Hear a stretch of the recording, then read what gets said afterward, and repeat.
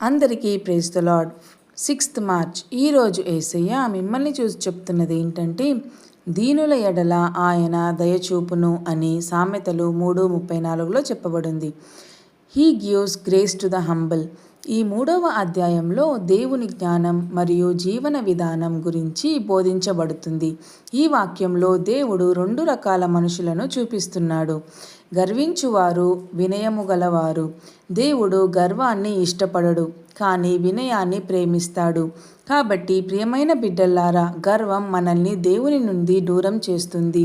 వినయం దేవుని కృపను మన జీవితాల్లోకి తెస్తుంది.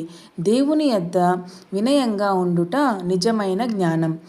వినయం ఉన్న చోట దేవుని కృప ఉంటుంది. చిన్ని ప్రార్థన. ప్రియమైన పరలోకపు తండ్రి, నీకు స్తోత్రాలయ్యా. మా హృదయాలలో గర్వాన్ని తొలగించి వినయాన్ని నింపుము తండ్రి. నీ కృపలో మమ్మల్ని నడిపించుమయ్యా.